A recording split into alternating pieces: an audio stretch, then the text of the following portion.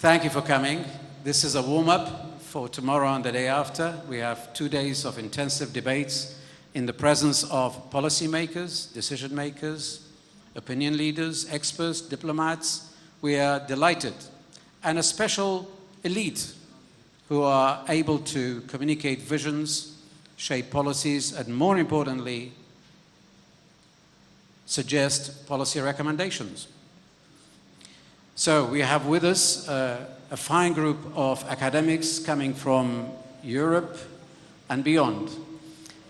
Together we studied violent extremism and prevention of violent extremism. We compared Kurdistan region and Nineveh, and we looked at the root causes, and we published some of these. So we now leave you in the capable hand of Morten Boas. I do not dare to pronounce it in Norwegian way, but trust me, Boss is good enough. And we have the rest of the panel who will be introduced by Morten Boas, and I'll leave you with them, and I'll be looking forward to listening to you guys. It's yours now. Thank you so much, Vladimir. Dear friends and colleagues, dignitaries and excellencies, welcome to the first session of this year's MERI Forum under the very fitting heading, I think, of Iraq for All. My name is Morten Boas, and I'm a research professor at the Norwegian Institute of International Affairs, short version NUPI. And I'm also the PI of the PREVEX project, Preventing Violent Extremism in the Middle East, North Africa, and the Western Balkans. This project has been sponsored by the EU's Horizon 2020 program. We have partners in all these regions, in Iraq included, with MERI, and I would just like to acknowledge that we are very grateful for the support and trust that the EU gave us when we won this bid. So we are very thankful for that. With me this evening is my good NUPI colleague, senior researcher Kari Osland, my good friend from MERI, senior researcher Kamaran Palani. We have also with us Amjed Rasheed, senior researcher at the Open Think Tank in Duhok, and also a lecturer at the University of Lancaster in the UK. And last but definitely not least, Adam Ravnkilde from the EU Advisory Mission in Iraq. Adam is the mission's senior strategic advisor on counter-terrorism and preventing and countering violent extremism. So I do believe that we have a very talented and cunning panel here for you this evening. And we are going to try to do this as relatively short statements.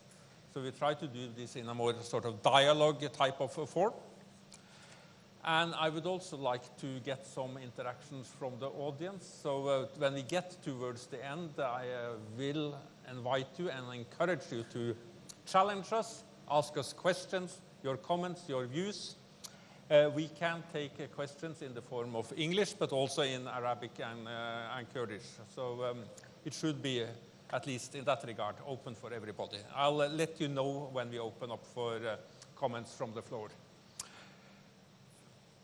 Let me just start to try to kick us off by saying that here we are in the tranquility of the historical heart of Erbil. But not too long ago, this place was also at the very frontier of the struggle against one of the worst manifestations of violent extremism that the world has seen, namely Daesh. While Daesh, as a territory-controlling force, has been defeated, at least for now, it's difficult to predict, particularly about the future, I have learned after being in research for a couple of decades. We need to take stock of what has happened, as violent extremism can be prevented, but we need to become better at understanding how. And first, we need to acknowledge the blind zone that has been created by too much emphasis on the very manifestation of violent extremism. That is of the act of violent extremism. That in our point of view, and as our research shows, has gone at the expense of seeing the relatively immense levels of resilience of communities and people that has prevented violent extremism from taking a grip on even larger number of people. After all, even here in the almost, we could say it's almost the cradle of the Islamic State of Daesh, most people did not join this. Most people were not radicalized. Most people tried to resist, either silently or openly. So this is important because even in the most enabling environment for violent extremism, and by an enabling environment for violent extremism, we simply mean an environment where all the factors that, according to the literature, that are conducive to violent extremism are present, most people were not radicalized. Rather, they sought to resist, either silently or openly. But what is the foundation of this type of resilience? And here I would just like to point out a couple of general findings from this PREVEX project that resonates both with the empirical evidence from Iraq and other parts of the Middle East, but also with our empirical evidence from North Africa and the Sahel, and in fact also the Western Balkans. And that is that if these three factors are present, communities are at a lower risk of falling victims to violent extremist ideas and actors. First, the existence of a long and unbroken tradition of religious toleration and moderation is important. But that in itself is not enough. You need two additional factors. Secondly, that this long and unbroken tradition of religious toleration and moderation is supported and facilitated by leaders that are seen as legitimate and relatively non-corrupt. Local leaders that are seen as legitimate and relatively non-corrupt in their behavior towards the local community. But even that is not enough. In addition, these leaders must be seen by the local population as someone that provides something useful for them. So you need that long and unbroken tradition of religious moderation, facilitated by leaders that are seen as legitimate and relatively non-corrupt, and that these leaders, in addition to being legitimate and non-corrupt, also provide something useful for local communities. And then the question becomes, how should one try to build on these? What can be done if this is what really provides the best antidote to violent extremism? So, Kari, how does this rest with the work that you have done in this project? How do you see this issue of community resilience? So thank you so much, Morten, and good afternoon, Excellencies, ladies and gentlemen. Is there a problem? Shall I speak up? Yes, okay. Louder, I will. So I'm very honored to be here, and thank you also to MERI for organizing this event. First, I would like to start by saying that although the Balkans, which I have been focusing on, the Balkans and the Sahel, these places are very different compared to the region where we are now. But as for the manifestation of violent extremism, one can, for instance, still look at the Western Balkans as an enabling environment where we see that a relatively high number of people left as foreign fighters to Syria, to Iraq, and later also to Ukraine. And the Sahel is clearly an enabling environment where there are numerous examples of manifestation of violent extremism. But now, turning to your question, as for the core of local resilience and our findings in the project.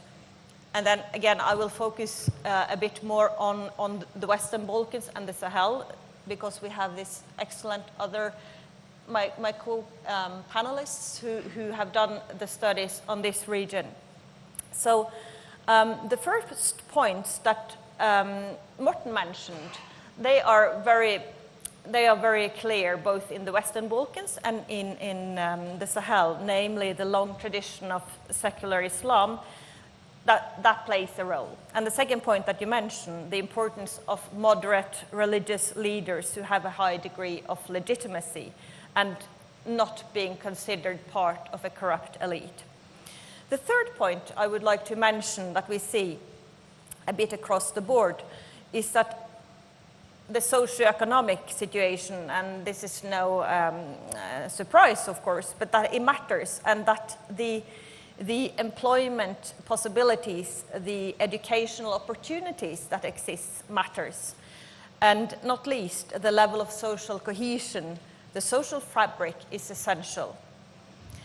A fifth point I would like to highlight is the opportunities for mobility, geographically and socially.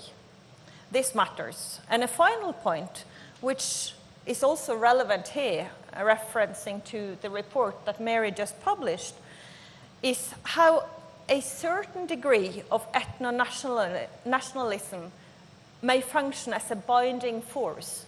And we see this, for instance, in Bosnia, where this is, to a certain extent, uniting the secular and the religious Bosniaks in Bosnia. Otherwise, and I want also to mention this, in the Western Balkans, ethno-nationalism constitutes a considerable challenge and plays more of a dividing role. And in particular, that concerns the radical right-wing ethno-nationalism. But you can see that all the points that I have mentioned here showcase that what promotes radicalization and also resilience to radicalization are often two sides of the same coin. So I'll stop there. Thank you. Kamaran, please. Thank you so much. Can you hear me? Yeah. Thank you for the panel, also for the audience. In 2019, when we started this, research project, we were collecting literature, information about the project. But even back then, we were very well informed about the drivers of violent extremism, what contributed to the emergence of violent extremism in Iraq as well as in the region. But the question why violent extremism did not emerge or was prevented in similar environments was really difficult to answer, because we have not asked this question in the first place. And then we started to, through this project, we started to explore or to ask the question or to compare different enabling environments in areas where violent extremism took place, in areas where violent extremism was prevented. I think the key finding, which I really want to focus in today, it was all about religion and external interference that we were told about the drivers of violent extremism. But when we tried to look at the topic through the question of why violent extremism was contained in some environments, and then we found out it's not about religion, it's about governance, it's about politics, it's about how do people affiliate themselves with broader questions of political sovereignty and political transition. So the key message of our research over the past 3 years is that we really need to change the narrative that violent extremism in Iraq as well as the region, is associated only with religion and identity. It is mostly about socio-economic opportunities. And more specifically, it's a question of economy. Maybe for the leaders, for some of their leaders who pulled the population into the area of violent extremism, they had some religious ideational motivations. But for the larger population, it was the question of the presence or lack of socio-economic opportunities. But what does that really mean? It doesn't only invite all of us to change the research narrative, the research direction, but also it means that for the politicians, for the government, for the institutions to change their approach radically. Again, through this project, we have looked at and assessed the initiatives of the government. And if you do kind of content analysis and also literature review, assessment of the government initiatives, you will find out that most of the reforms or the initiatives have religious aspects, dimensions. Either it's about controlling the mosque, the Friday sermons, the religious speech, etc. So you see very less or very limited initiative in socio-economic opportunities, which by now we have plenty of evidence that it is about economy. It's about socio-economic opportunities rather than just religion or external interventions. So really, it's again, we are at the moment, we really need to use all of the research evidence to influence the policy makers that it is what it requires to counter and to prevent violent extremism. We really need to tackle governance issues, whether it's the question of legitimacy, the question of participation, representation, above all the socio-economic opportunities. Even 5-6 years after the defeat of ISIS, whether the defeat is the right term or not, this is something we can discuss later. Most of the real socio-economic grievances and concerns are still there. When you go to the field, when you go to the vulnerable areas, vulnerable locations which violent extremism emerged and consolidated after 2003 in Iraq, you will still find even much more grievances in terms of economy, unemployment, the presence of armed organizations, militias, etc. So we really need to change not only the research direction, but also how politicians, how the government officials define the root causes and drivers of violent extremism. When we transition from religiously centered approach to socio-economic approach, and then we will really open up a lot of policy mechanisms and opportunities to address most of the questions and issues that we have explained in the report. Thank you. Thank you so much, Kamaran. I mean, really led me to thinking, but there's a couple of things I would like to add to this, but first let's turn to Amjed, please.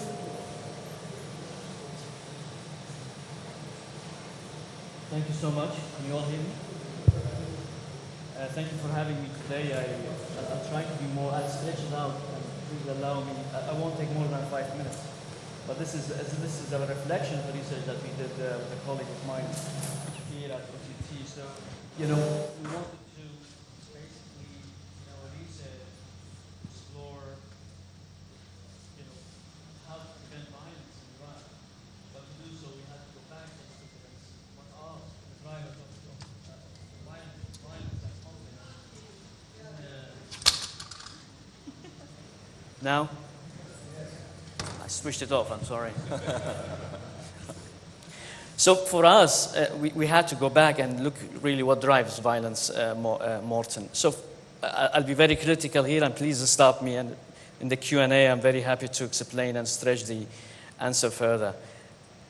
Violent extremism, and I put it boldly here, is driven among many other factors by the structure of the political system of the Second Republic of Iraq. The Second Republic is the one that established in 2005. We have conducted long research, field work in Nineveh, and there was always this, repetition that it's history, and the state. And I'll tell you why the history and the state. In the Middle East politics, in the Middle East context, or West Asia, North Africa, I would rather call it West Asia, North Africa, history always matters. And it seems that we are stuck in transition. The imposition of the state-nation system after the collapse of the Ottoman Empire, caused this clash between the new authority of the new state and the existing, authorities back on time, the tribal and religious ones.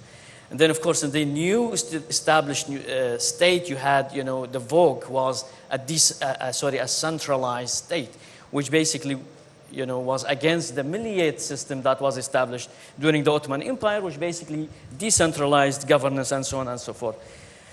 Beyond this, so we have the new state, artificial state, okay, but then we have constant failure of what, is known in the literature, the processes of state consolidation.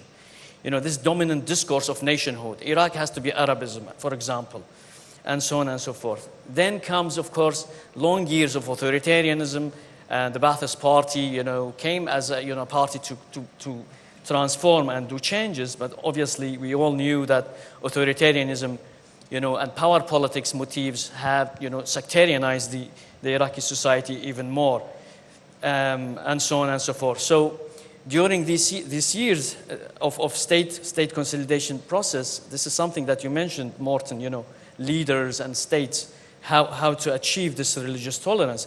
Comes the state as, during all these years you have this construction of, a notion of a state that is the only oppressive agency, right, that uses legitimate power in Weberian perspective. Hence, the only actor that provides resilience, right? So the society has no agency in that sense. Then comes 2003 and so on and so forth. I'm not going to brag and speak of how, the behavior of the U.S. forces and, among many atrocities is Abu Ghraib, for example, is one of them. You had in 2005 an attempt to what no one calls it, a dislocation of power, relocation of meaning. Meaning that a dislocation of power, dislocation of power from the Sunnis, perceived Sunni domination of the First Republic of Iraq, and then relocation of meaning, relocation of what does it mean to be an Iraqi, right? So we ended up having this, consociational system. Well, here is my views of consociational system. Elections, okay, we have election, but election meant, possible changes, political changes. Do we really have political changes? We really don't. So in that sense, it's really not democratic in this, Western liberal, at least political thought. Second is really elite-based. Power sharing system, yes, but it's negotiation. Even just a couple of days ago in the government formation, we had, negotiation is a closed door negotiation. Minister portfolios, you can buy it, like in the bazaar. And this is something really only, the consociationalism that produced. And it also caused this crony capitalism, what that you mentioned, lack of unemployment and so on and so forth. We have this transformation from socialism suddenly to excessive form of capitalism, which basically was dominated by the political elite and caused this crony capitalism, and the rest, we all know that. So muhasaza in that kind is, power sharing really doesn't bring change in that sense. We have now two trends of state. The no state, I think we all know what the no state is, and the late Falih Abdul Jabbar was the one who invented it. Basically, the non-state actors and the hybrid actors who have one leg in the government and another leg in the outside the state, basically, making it really blurry to see what is the state and what is the no state, right?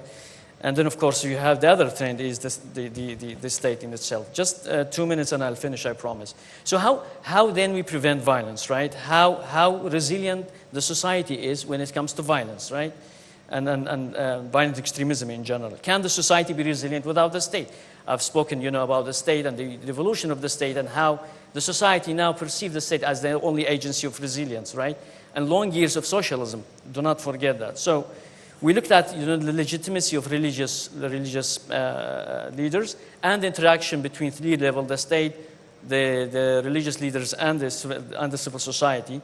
The legitimacy of the religious leader, despite the atrocities of IS, in fact, it did not really alter the legitimacy of religious state. In fact, many of the people who conducted research with, shed light on the importance of involving religious leaders in the PVE dialogue.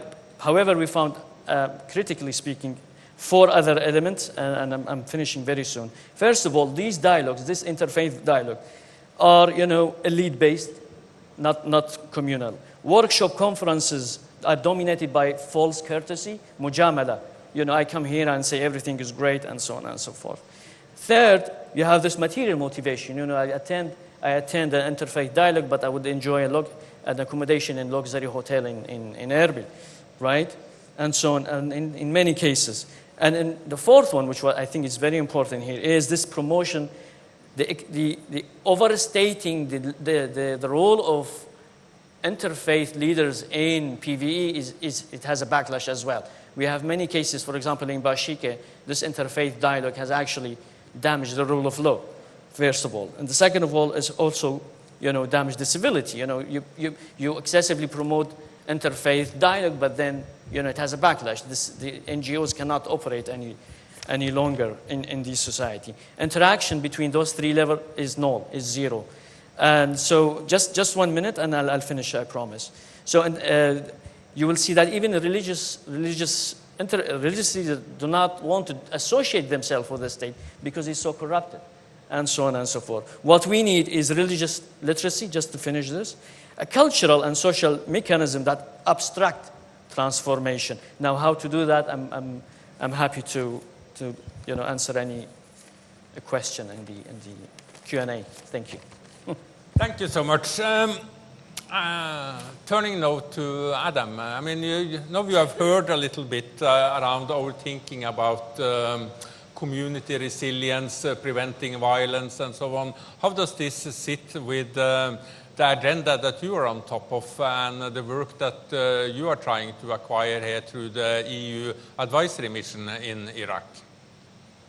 Thank you very much, Morten. It sounds like it's on, huh? Yeah.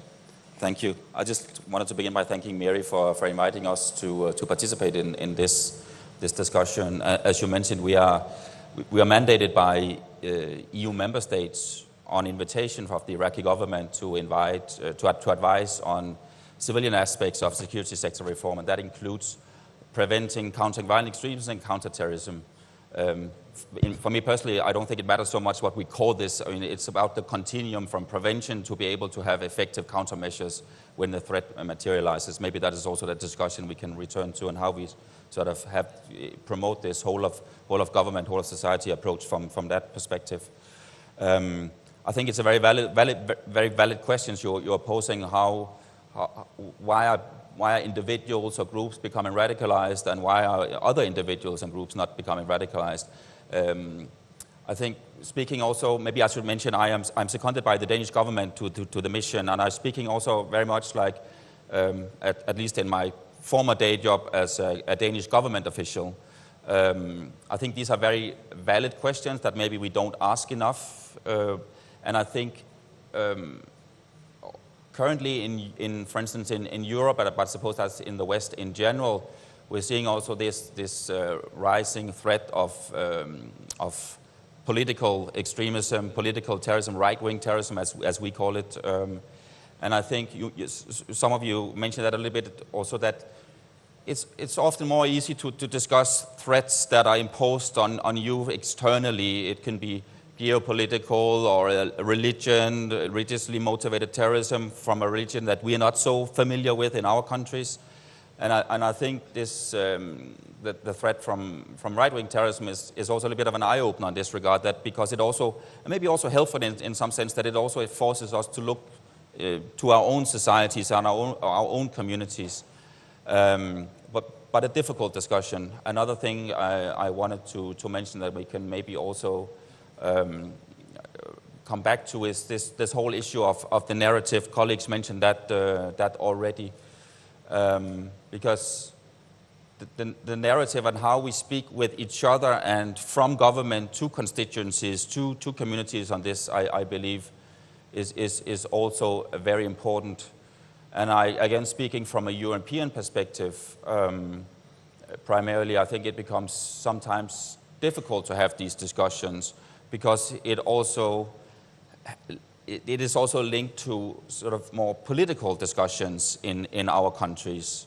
And that can be a challenge, especially in societies where you have both on the left or on the right wing, you have actors that are thriving on polarization and have an interest in creating these maybe not so helpful debates.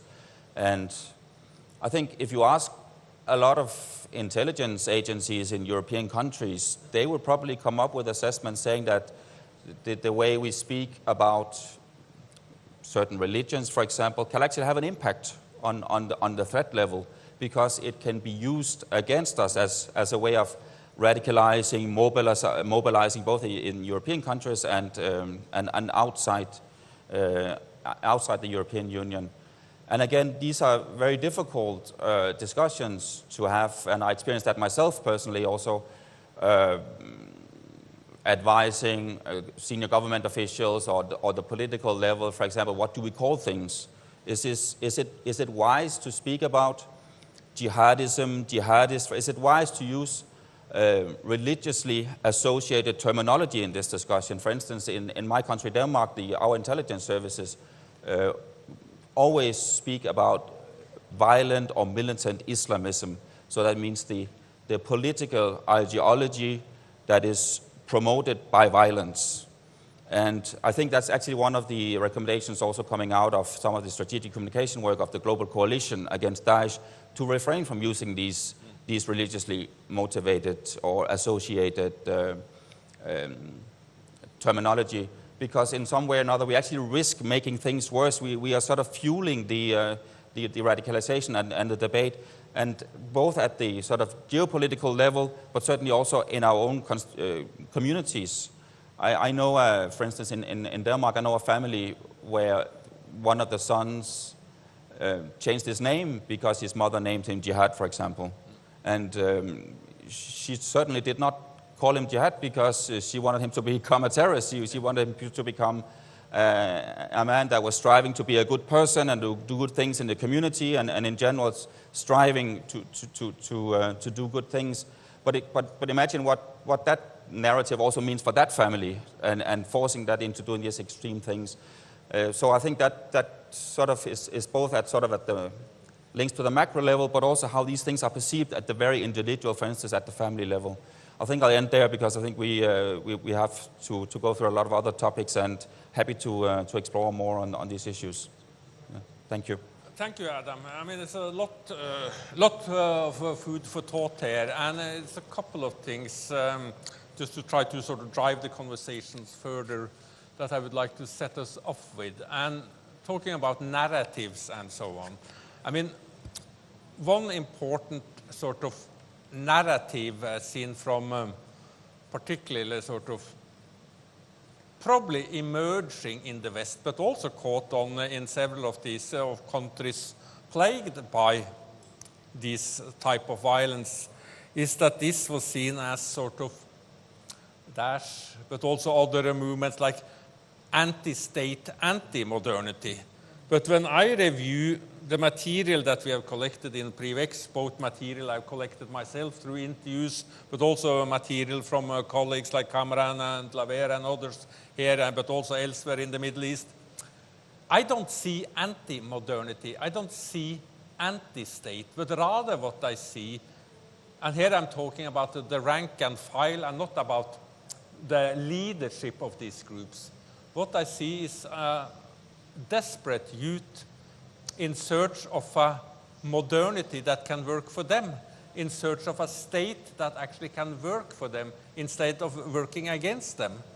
So maybe we should try to sort of turn this conversation now to, we have started talking about resilience.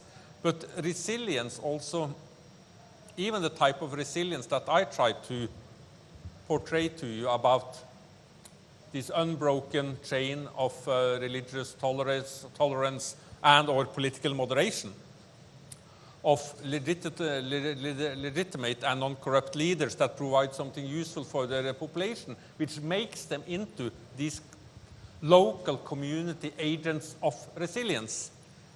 Their work becomes much, much harder if they exist in these enabling environments, and also in enabling environments where some of the state responses are not necessarily productive, but rather counterproductive. So how should we actually understand and respond to these enabling environments? How should it, and how should state respond to this? Is it about trying to control the messages of the Friday prayer in the mosque? Or is it more about issues concerning governance, education, and an education that means something to people? Not only education for unemployment that we see too much of in so many parts of the world, but education that actually could lead to employment, that could be an answer to some of these social aspirations that young people have. And thirdly, what kind of state building at the local level is needed to reduce these enabling environments and make them less enabling to violent extremism and more enabling to social progress, and at least giving people the hope that social mobility is at least possible. So I think I would like to sort of go in the same order. So Kari, would you like to start? Yeah, so thank you so much. I mean, there are many issues to pick up here, but I think I would like to underline a general point first, and that is, and I'm borrowing this kind of idea or thought from our Prevex partner, Edina Bečirović, who was saying when we met her in Bosnia earlier this year, that in order to define what is radical and extreme, one needs to know what is moderate, pointing to the importance of being very context-specific as for what we talk about. And for example, in Bosnia today, we see very mainstream ethnic political parties that maintain a very radical narrative about the other, and where the struggle over history is used in a very instrumental way to stay in power. So I just wanted to mention that, because I think it is an important point. And then as for kind of these narratives and how to meet them, I think, and this is particularly something we also have seen from the Sahel, that this overemphasis on a limited set of quite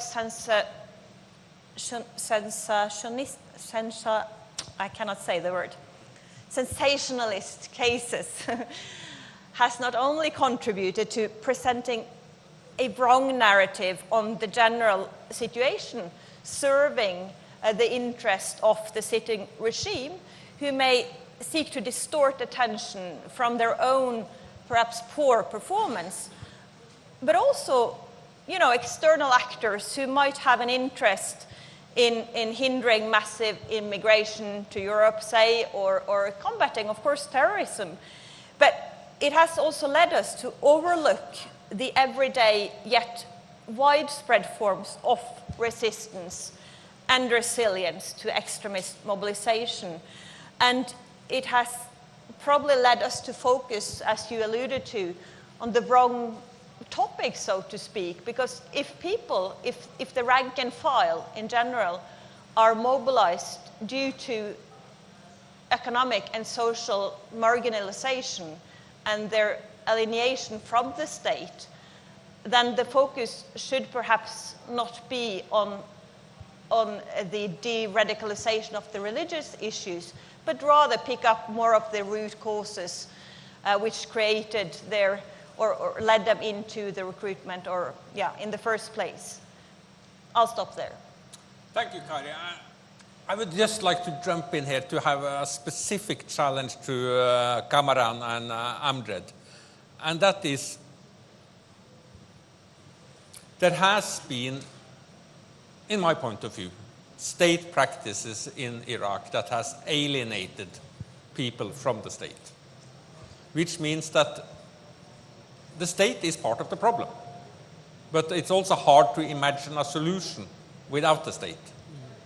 That's my first challenge to the two of you. The second challenge that I would like to pose to you is that given the circumstances that many young people live under here, is it wrong to be radical? Is it wrong to be radical given the fact that the situation, the living conditions that people live under? Is it wrong to be radical? I would like to sort of, I know it's a controversial question, but please then note that by radical, I don't necessarily equate that with ISIL, but is it wrong to be radical? Yeah, I think in one of the focus group discussions that we conducted in Halabja, one of the young boys said, don't ask me why I migrate. So you should ask me why I have not yet migrated. So I think let me tell you one thing. At the moment in Iraq, especially we have guesses in Baghdad and also other places, there is an interest in developing government-led document plan of actions, so to prevent violent extremism.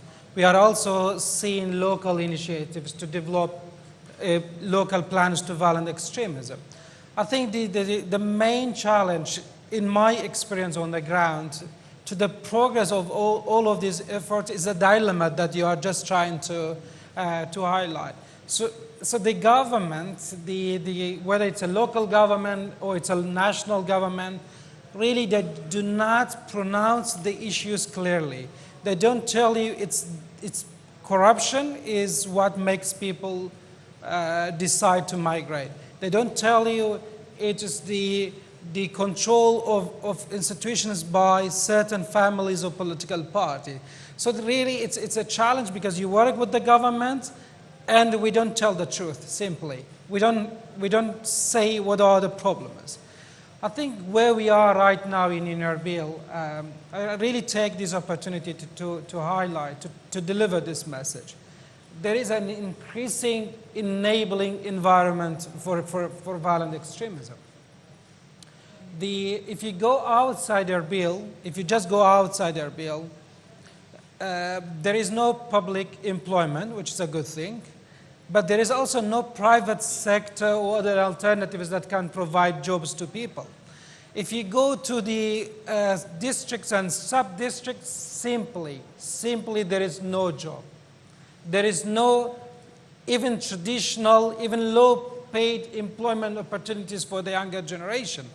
So in my view, it's just not about employment. It's about these people question the very legitimacy, the existence of the entire political system. Again, even when they migrate, even when they join extremist groups, it's not an action, it's not an anti-state. Even if you look at their slogans when they protest, it's about homeland, national identity, dignity, etc. Really, I'm very worried about the future of this region, simply because we don't tell the truth. And I call it, there is a significant level of online extremism. We don't know when it will transform into offline extremism on the ground, but it's where we are at the moment. In most of the events my colleague mentioned, when we talk about youth problems, we talk about private sector, technology, digital skills, but we really never say it's also corruption and politics that is contributing to youth, hopelessness and disappointment. Because young people, I'm really trying to really convey the message of the people who we met on the ground over the past 2-3 years. The situation is very dangerous when you go to outside the city center of Erbil. We have not yet seen the crisis because security forces are still strong. There is still some resilience from the community that violent extremism is not an issue. Radicalization is not going to take place peacefully. It's not because people that they are empowered or they are equipped with enough skills and knowledge and opportunities to fight violent extremism, but because there is not a triggering, in my view, a triggering factor that can really create a huge crisis in the country. Really, again, back to my initial argument, the narrative. We really, as a research community, as a policy community, we really to be very clear about, we work with the state institutions, but we have to make clear that corruption is really a driver for violent extremism. The lack of economic opportunities is a driver for violent extremism. We still talk about religious reform. We can still talk about regulating mosques and churches and online space, but it is the corruption led by the state needs to be clearly pronounced in our research. And that is a step to influence the policy, to engage the policy makers. Thank you, Kamaran. Over to you, Amjed.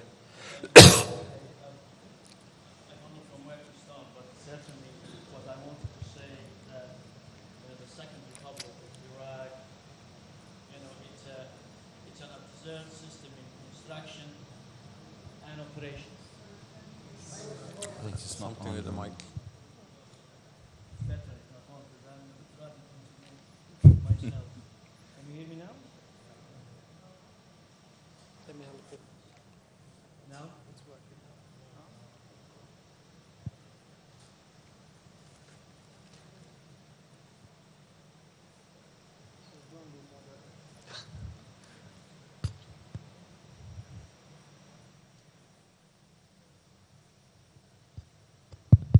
Do you want to use mine? You think? That's the cooperation at the EU level. Yeah. That's great. Thank you, Adam. So what I wanted to say, basically, to go back to what you said, I believe, and you can challenge me here, that the 2005 Second Republic of Iraq, the political system itself, the consociationalism, what's so-called, is an absurd system in operation, in construction first and in operation. It has dislocated the power. In a sense, it gave it to the public from one-man role to the society, but it did not relocate the meaning. In fact, it alienated the society. It caused further sectarianism and so on and so forth. And I don't want to mention names. We all know how the Iraq after 2005 was functioning. So it definitely, Iraq 2005 is an enabling environment to violent extremism. This is I think the ABC of violent extremism, I think. Now, is it wrong to be radical? I think this is there is that old saying, and I'm saying it from an analytical point of view. I'm not endorsing it, please. Social changes, social transformation, they do not come from a goodwill. They come through revolutions from the society. That's how social changes occur. That's why we have the French Revolution. That's why we have the Russian Revolution. Unfortunately or fortunately, you decide. And the modern political thought, we often, advocate for social transformation in an incremental point of view, in a gradual point of view. Now, this is great if there is a willingness and opportunity to do so. Now, I'm not saying that consociationalism is an an obstacle to social change. No, I think there is an appetite for social change. Tishreen revolution is an evidence. But there certainly has to be some new forms of governance and a really meaningful form of decentralization. I think giving the power to the people at the sub-district level, at the district level, at the province level, I think that would potentially could, achieve some transformational changes that I think the youth, as you rightly mentioned, they are not really anti-modern. They really need an agency of the state. An agency of the state, why I'm saying this, because, for generations, it has always been the state that provided security, provided food, and so on and so forth. And, in the subconscious, is actually the state that provides resilience. Now, I know there is a new generation that was born after 2003, and how old are they now? 21 or 20? I know they might not have experienced, socialism and the state the way it was operating, but still, the oral history matters, and I think, there is a connection. There is some sort of, nostalgia to restore the power of the state. And I'll stop here. Thank you. Thank you. Adam, please. Thank you. Thank you very much. I think on your question, or if I understood you correctly, how do we try to square that circle between the narrative and the resilience part? I think it's a very difficult but important question. I think again, speaking a bit from a sort of a government perspective, I think what we can all try to be better at is trying to promote more knowledge-based policy formulation and more knowledge-based distribution of resources. For instance, if you are implementing a national CVE strategy or a national PVE action plan or a local PVE action plan, it's important to develop that based on knowledge and information, but also as it develops, focus your resources in the right direction. As an example, and this is something we also partnering with our Iraqi counterparts in Baghdad on. We are working with a research institute, think tank in Baghdad on some exchanges between European and Iraqi research on this, and try to open up discussions on how people are becoming radicalized in EU and in EU countries, and actually women in particular, and in Iraq, but also try to bring government officials from both sides into these discussions. So that could be, for instance, our partners from the Office of the National Security Advisor in Baghdad, and as an example, a national CVE center in EU member states, and try to have these peer-to-peer discussions on how we can be better at including or promoting more evidence, knowledge-based approaches to this. We are also later this year traveling again with colleagues from Baghdad to a number of intelligence fusion centers and national counterterrorism centers in the EU. Again, not to exchange information or discuss trends or discuss the threat in any way, but to discuss modalities. How do you, for instance, produce a national threat assessment that is a public document that is shared with all stakeholders, national stakeholders in a country, that says something about where is, as an example in Denmark, do we need to pay more attention to the threat from right-wing terrorism, for example?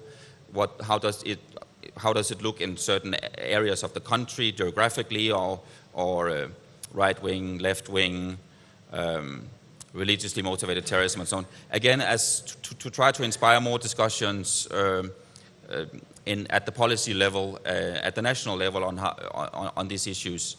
I think where we can be better is all of us, I think, but I think again to commend this initiative is also to bring researchers into these discussions. That can sometimes be, for a number of reasons, a bit difficult, and I think that is something we can all pay more attention to because there is so much information, there's so much field work, there are so many policy recommendations out there.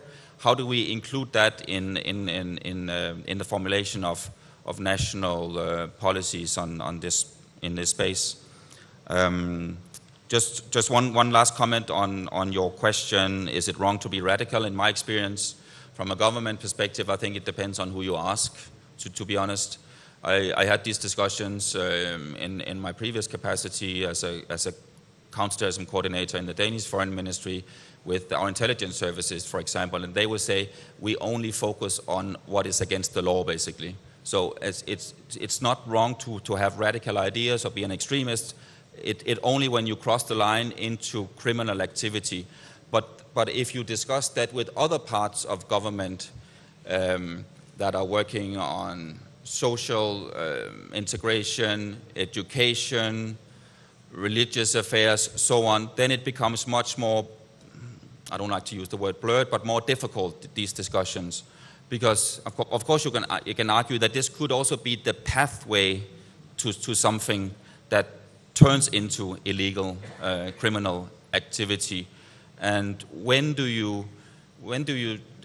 discuss this as sort of some general trends in society, and when do you discuss it as something that is about to turn into a criminal activity where you need to bring in intelligence services, law enforcement? And that's a difficult and discussion where, again, also pointing to what we discussed before, where there's also these possibilities of doing more harm than good, I think, in these questions. One last point I wanted to make, I thought about that when we were discussing the whole concept of resilience.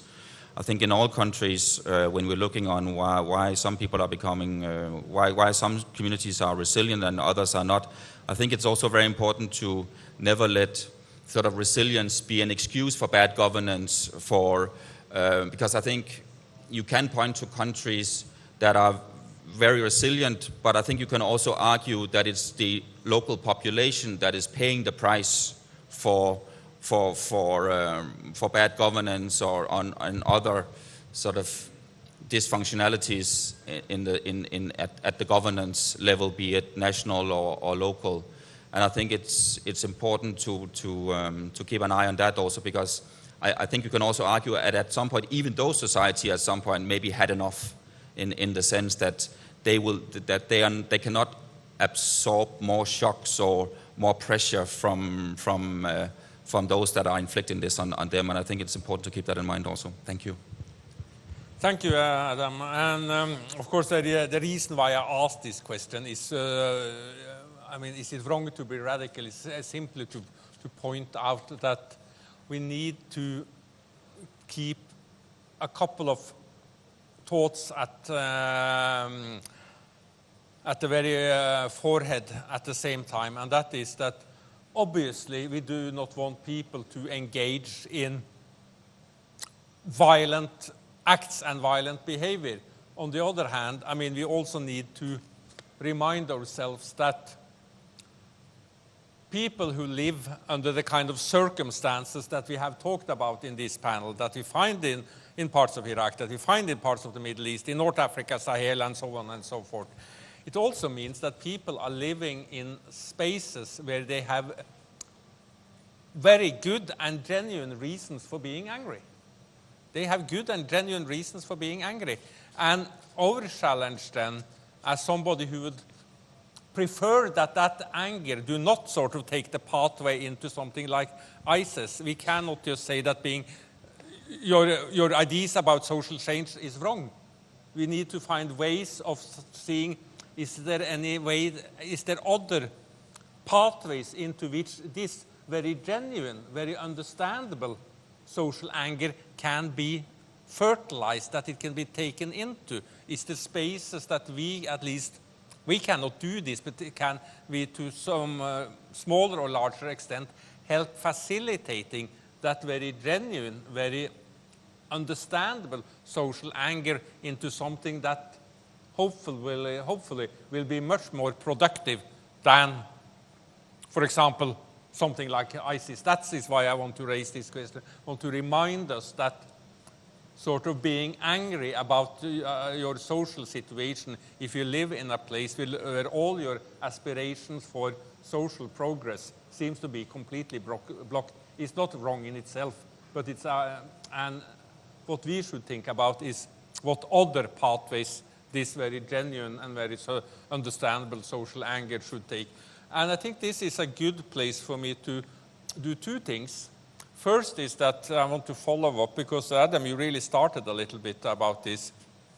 what are we trying to do to prevent violent extremism? What is called PCVE and PCVE programming, over the last sort of couple of decades, it has mushroomed, and it's become something of a growth industry. And Iraq has seen its fair share of it.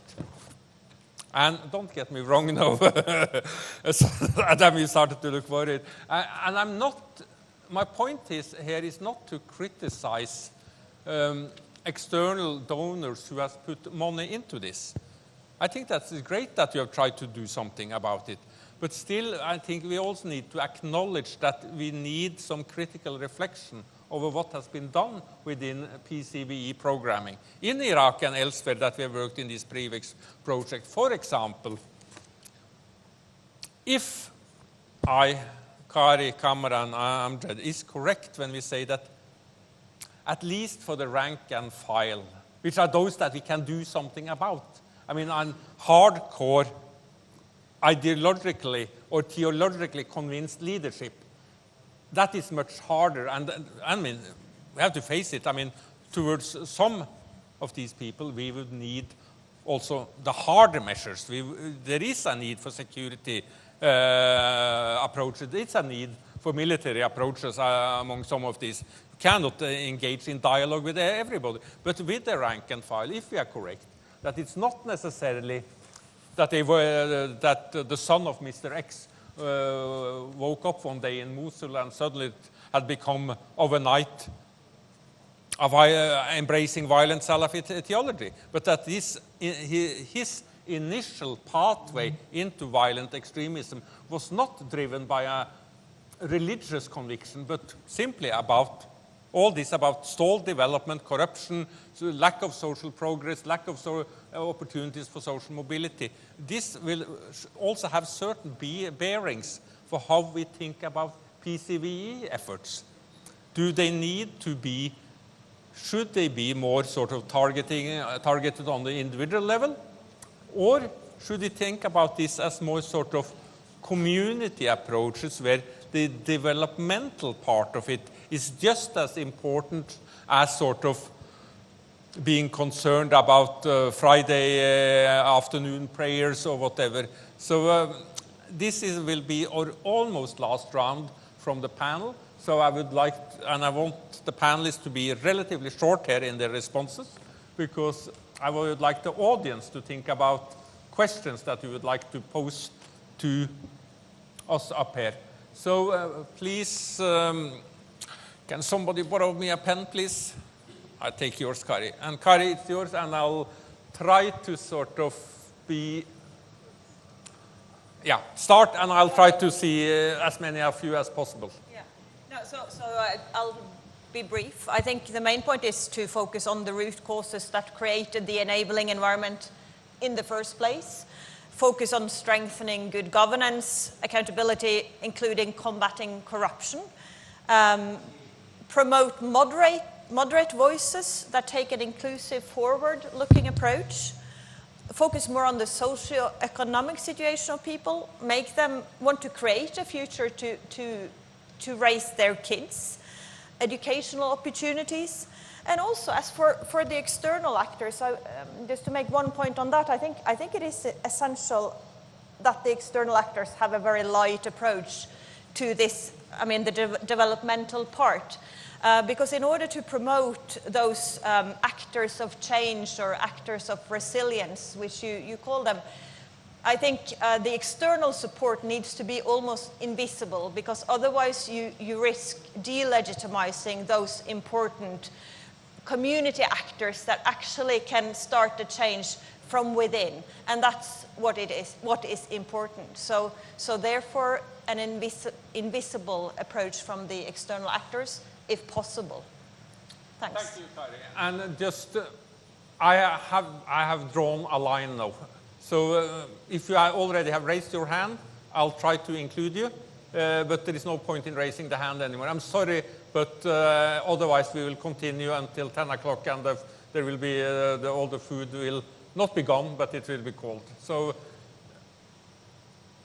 the line is drawn, but I try to incorporate as many of you that raised your hand before I draw the line. So please bear with me on that. Kamaran, please. Quickly, 2 points. Can you hear me? No? Yeah, we can. Okay, sorry. Though violent extremism has become one of my central research interests, I have to say that there is a kind of, again, relating to the external donor support to PVE programs in Iraq, there is also a kind of research fatigue among the population. And also there is a pushback among some communities that don't want to be seen as a concerns of violent extremism. For example, in Mosul, people don't like projects about violent extremism. People in Halabja, they don't like the titles of project prevention of violent extremism in Halabja. We also need a new communication, a discussion among ourselves, how we really tackle the issues, but also adopt a language that is socially and it's simply a conflict-sensitive language, because this is a very important how we really design our programs. Second, I will briefly give you some numbers. In 2014, when Daesh emerged just like 30, 40 minutes away from Erbil, according to the data that I collected throughout my years of research on this field, 534 Kurds joined Daesh. 534. But interestingly, 800 people were prevented from joining Daesh. Either they were arrested or their family members gave information to security or a neighbor. So without this cooperation between families and security and neighbors and the intelligence community, we would have had more than 1,000 people join Daesh, and that would have become a very serious issue. So trust, cooperation between communities and between security is another topic. According to one of these studies, and I will stop with this information, about 80% of the Kurds who joined Daesh who couldn't speak Arabic, who couldn't even read and understand Quran. And then now we have more information, unstructured observation about those. We really, again, I will come back to my main point. It is the socio-economic status of these people. Limited education, no or low-paid job opportunities. I'm not saying this can be generalized to the entire population who were radicalized, but at least to the community you mentioned. By now we have plenty of evidence that it was really their socio-economic position was the driver for their decision to migrate to the areas under the control of ISIS back then, some years ago. So if ISIS, I will make a very strong statement.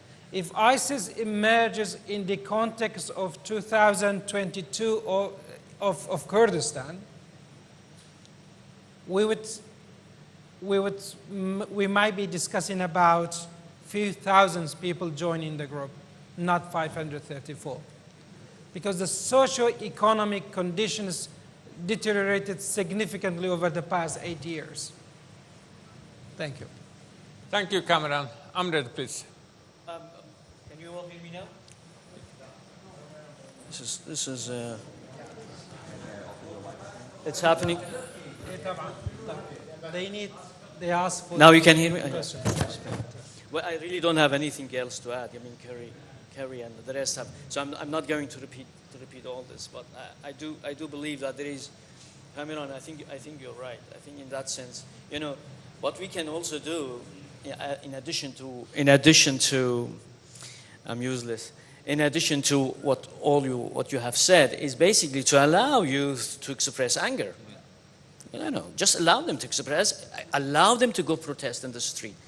Do not, use, what article is this? Terrorism? Is it 5? Do not do that. Do not monitor people on Facebook and social media. Stop securitizing this anger that those youth have. Thank you. Adam. Thank you. Thanks, Morten. Maybe since my microphone is working, I'd like to challenge the moderator also a little bit, because I'm not so fond of this concept of external, I think you call it external actors. I think we should speak about either partners or stakeholders. I think that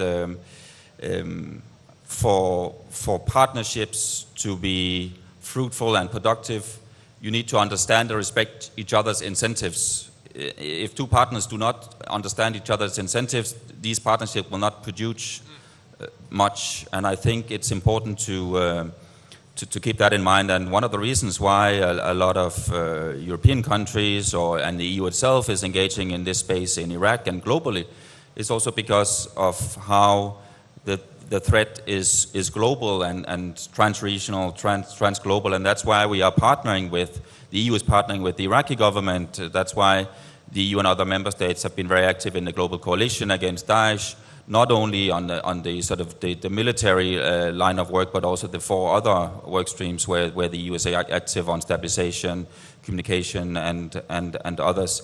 And I think we should keep that in mind. I think also building a little bit on what I said in the beginning about the terminology. I think, and I'm not speaking about Iraq, but I'm speaking about in general from my experience, also in my own country and in Europe in general. We are trying to do, even if we are trying to do more to merge sort of the PCVE counterterrorism perspective, I still see that we tend to speak a lot about PCVE and counterterrorism in kind of a stovepiped approach, and I think that's very unhelpful, to be honest. And I think we need to work, all of us, to build more understanding. And again, coming back to the whole partnership issue, I think we need to work more on the understanding of the relevance and the need of all stakeholders in this continuum to be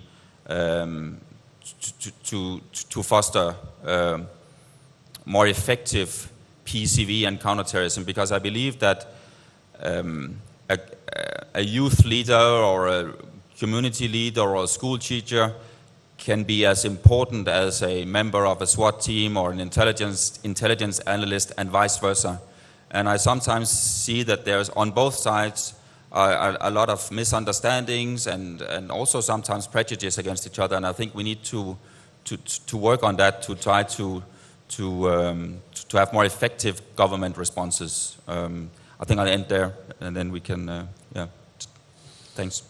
Thank you, Adam. Now we come to where I guess I really will struggle, because we don't have that much time, and I have a number of people on my list here. So this means we will require some discipline, both from the floor, but also from the panelists. So there is no time now for lengthy statements and comments. What we want is short and snappy, to the point questions or comments. You are allowed to comment, but we need to keep it short and snappy. And unfortunately, if you start with a long rave, I will cut you off, because then you will be eating out of the time of the other people who has also raised their hands. So be disciplined and be fair to each other.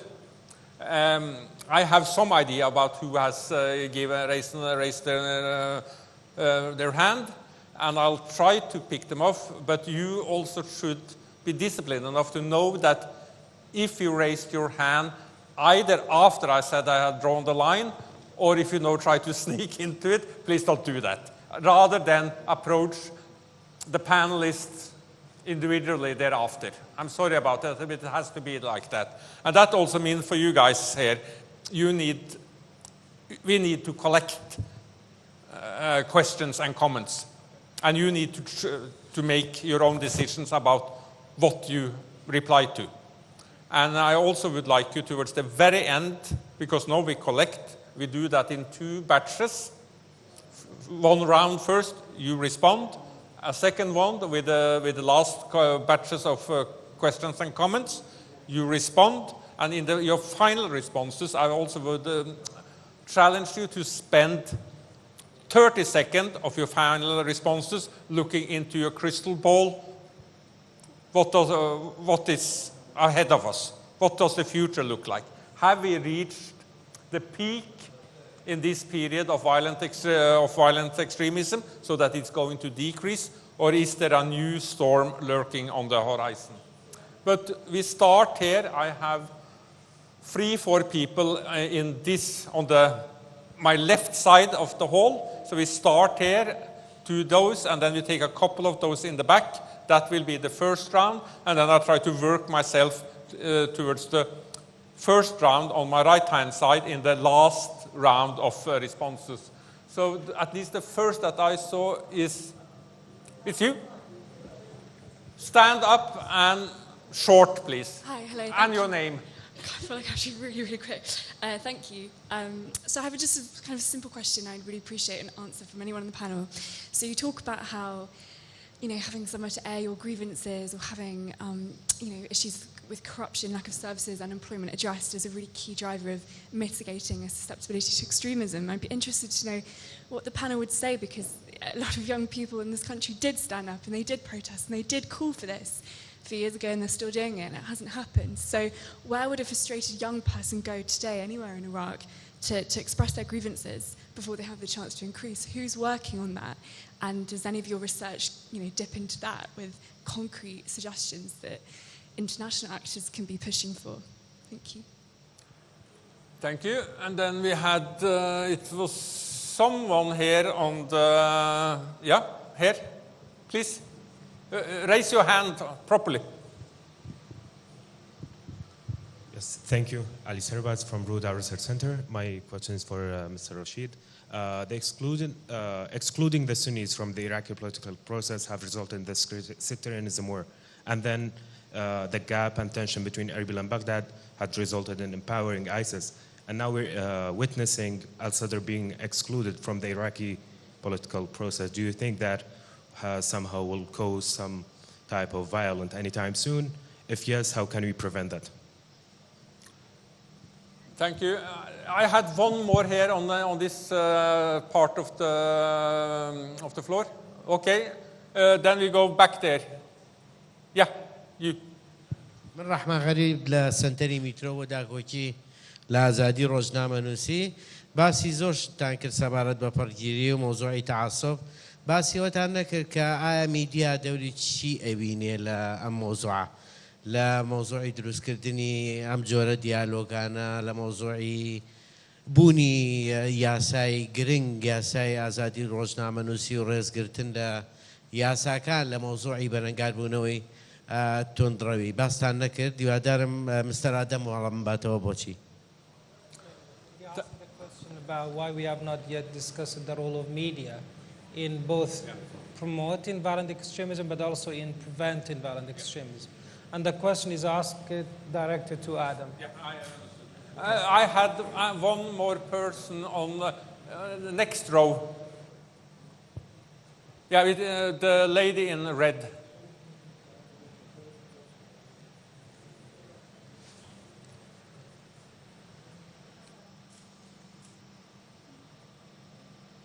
مساء الخير. نور الماجد. طبعا عنوان التطرف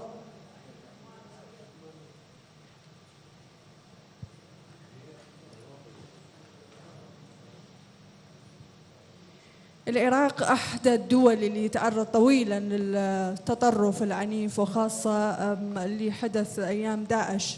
سؤالي لآدم تحدث أنه في مساعي لتقديم نصائح للحكومة العراقية وخاصة الحكومة الجديدة في محاربة التطرف. ما هي الاستراتيجيات أو ما هي هذه الأولويات اللي راح يقدمها المجتمع الدولي اليوم للحكومة العراقية وخاصة احنا نعيش في ظروف صعبة وتركة عميقة. سؤالي لكاميران تحدثت طويلا عن موضوع الفرق ما بين الشباب في المركز وما بين القرى والنواحي البعيدة. في ميري والدراسات اللي قدمت على مدى هذه السنوات ما هي النصيحة اليوم اللي ممكن تقدمها مؤسسة ميري إلى الحكومة الجديدة لمحاربة أو للحد من ظاهرة التطرف. شكرا جزيلا. Thank you, and then we take you, and then that's the end of the first round of questions. So you will get a chance in the next round. Okay, thank you. Marie Cortam, thank you for all the panelists for the valuable presentation. And I have a question. I didn't hear about social justice as drivers.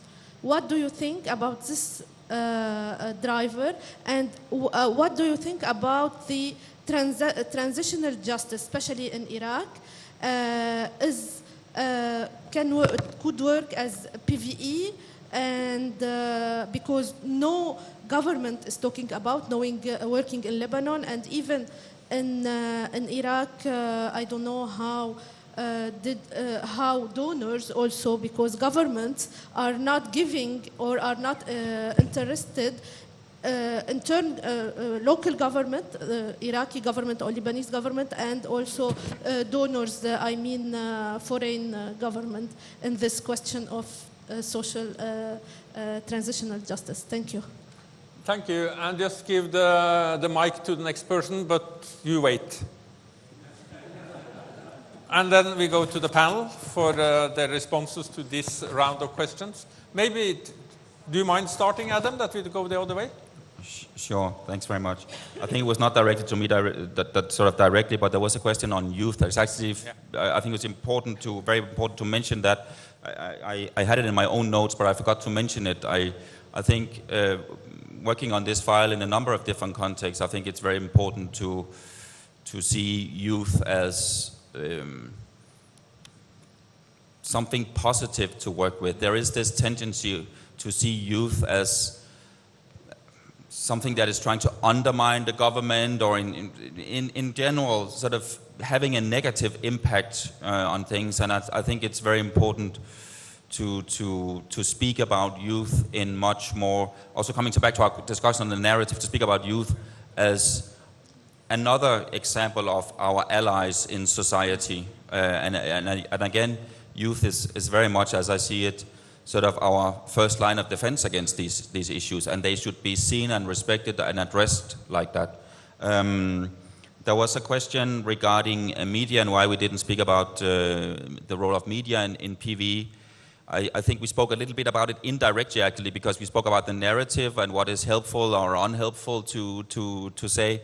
I think it can be very sensitive also to give guidance to media and try to influence how media, what kind of terminology media uses.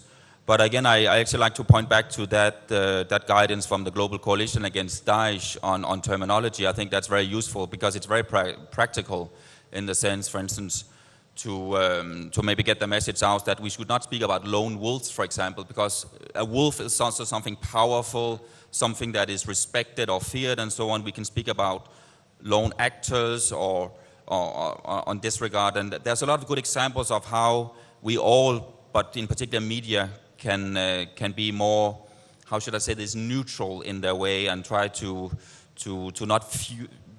use terminology that is not in one way or another fueling the debate in this regard. I think there was a question from our colleague in the red jacket sitting next to Marie on the issue, if I understood it correctly, on the issue of how we address the challenge with corruption, because I did not have any translation. I think it's a little bit out of the scope that I am working on, but I think in general what we are trying to do in the EU advisory mission is exactly having these discussions at the policy level between our counterparts in Baghdad and elsewhere, and their peers in Europe, and discuss a lot of different issues in this regard. I think that's one way of trying to address this. But of course, there's a lot of other technical assistance and capacity building and a political discussion, of course, that needs to take place in that space. I think I leave it there. Remind me if I missed anything. I think that's good. Thanks. Turn. I'll answer to two questions, if you don't mind, because I'm not really an expert in media. I can tell you, just to repeat what the gentleman next to me said, Adam, but obviously media has a big role in decreasing violence. The post 2022 election and prospect of violence, is that what your question was? Well, this is really, since 2000, let me put it that way. Al-Shaya's government is the muhassasa government par excellence, by BMTS. This is we cannot ignore it. This is not having Sadr as even an opposition this time is really scary. Now, of course, all the keys are, he holds the keys, Sayyid Muqtada Sadr. If he can, and I think he can, if he wants to mobilize the street against Baghdad, he can easily do that. We have seen him doing it, and he can do it easily. And when you occupy Baghdad, it's where the sovereign is where the power is. You basically occupy the entire country. So there is a potential of, blocking the political process. Now, violence, I am not sure. This is, hopefully not.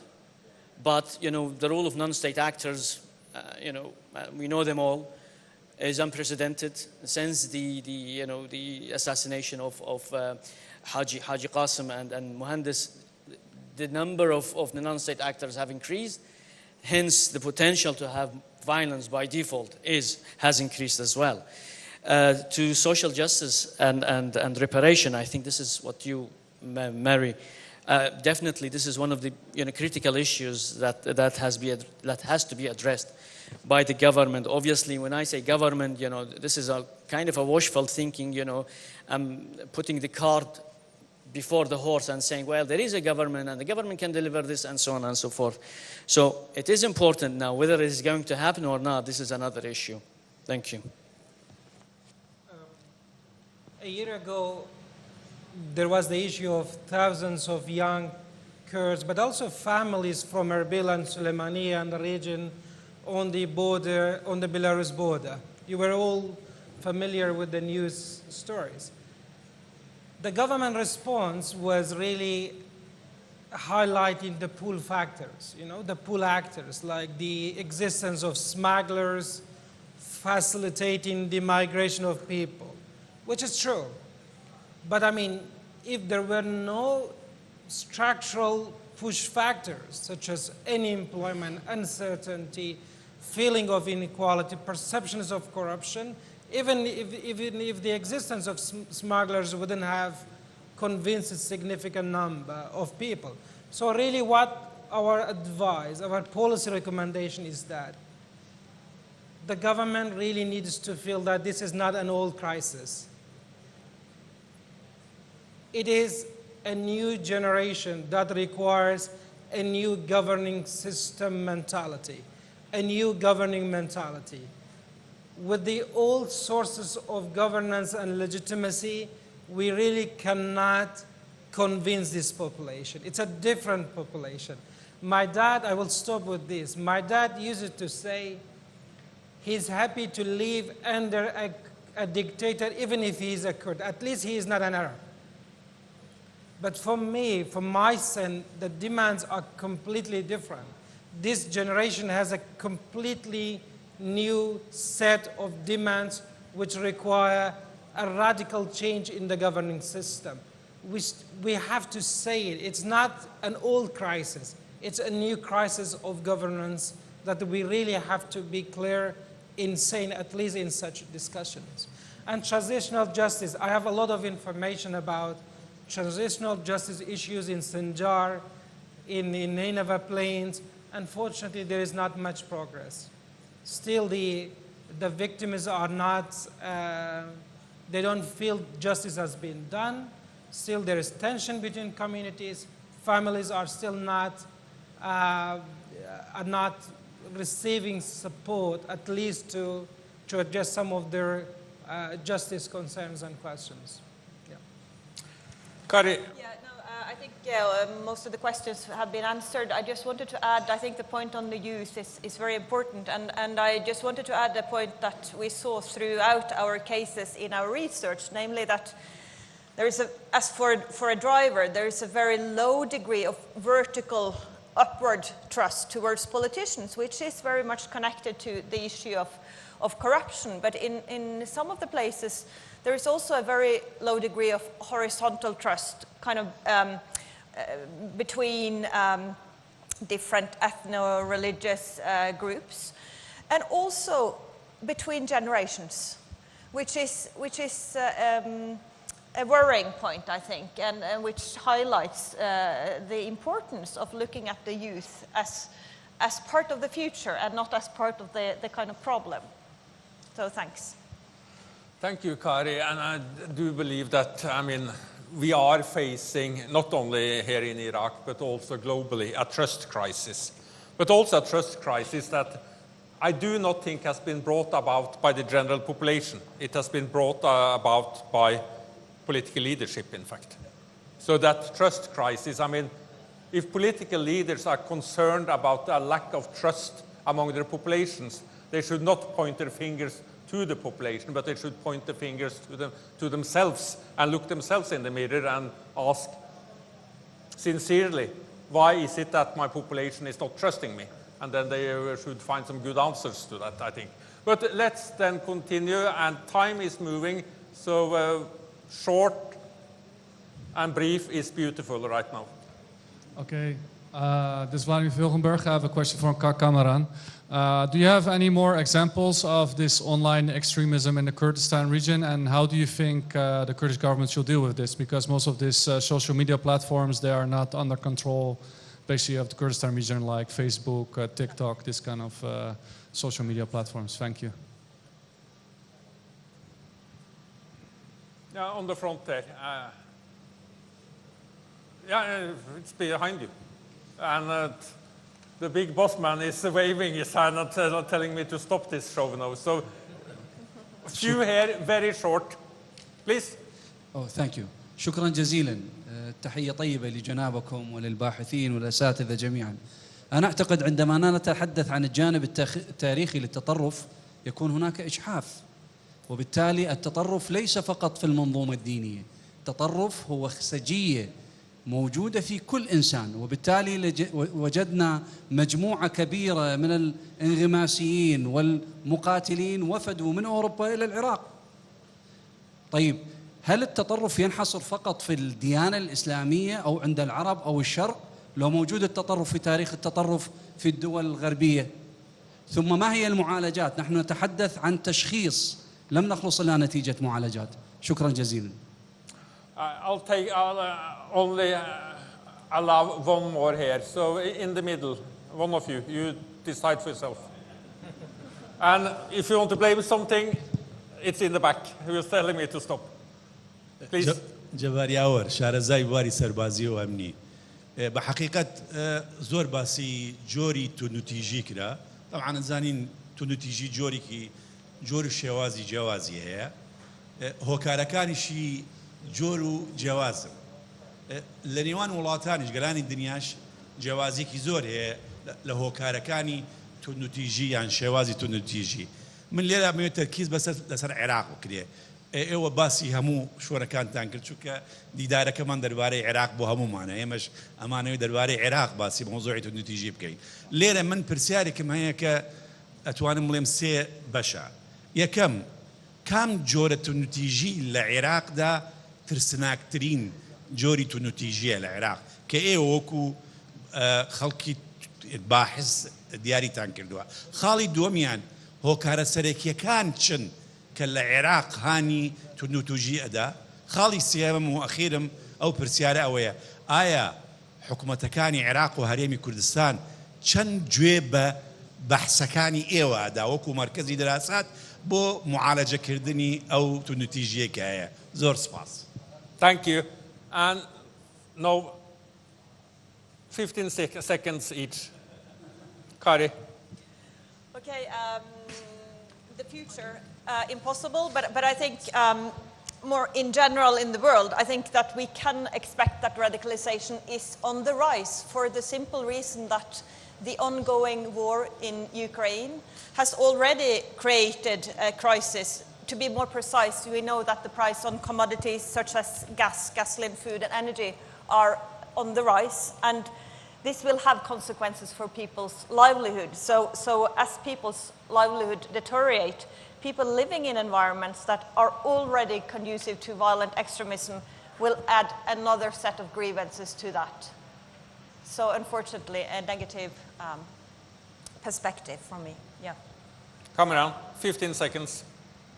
I think the verbal or online extremism that we have been talking about, in my view, it's not a question whether it will lead to offline actual violent extremism. It's a question of when. And without major radical policy solutions, whether it's countering fake information, promoting younger generation to deal with the online verbal extremism, it's going to be inevitable that it will transform into some actual extremism on the ground. Amjed, 15 seconds for you as well. No Middle East exception. Violence is everywhere. It's not Islamic, it's not Christian. Violence is everywhere. It can be Islamic, it cannot be Islamic as well. So, you stop. Which radical, unfortunately, is the ideological Islamic radical that we have here, given that, ideology is easy to mobilize communities and so on and so forth. And here is the Islamic ideology, the radical Islamic ideology, Salafi jihadism in that sense. Okay. How responsive the government are? Zero.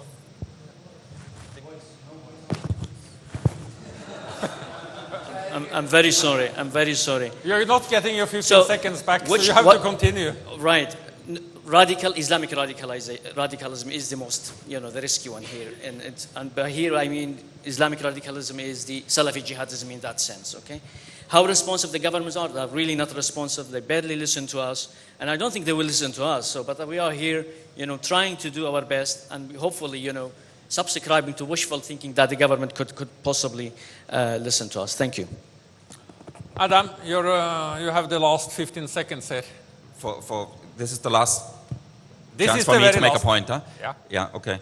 I think I wanted to make one particular point, also coming back to your crystal ball question, and that is, what does the future look like? I think it is the responsibility to any government to be able to answer that question itself at the national, at the local level, and from an EU perspective and the EU advisory mission perspective, this is what we are trying to work on with our partners in Baghdad. How do we build institutions that are able to develop, implement and revise national policies based on knowledge, based on information. Thank you. Thank you. And while the outlook for the future is not the brightest from this panel, I think it's realistic, and we have to accept the kind of situation that we are in right now. We cannot pretend to be in a dreamland where this will work itself out without us doing anything. So it's the challenge for all of us that we cannot give up. The world doesn't look very good right now, but there is no answer in just walking back from it. Rather, we really need to walk into the eye of this storm and try to make it in one way, not go away, but at least to be less damaging to all of us, but particularly to the most vulnerable ones. So please, I'm sorry we went a little bit over time, but please join me in thanking the panelists.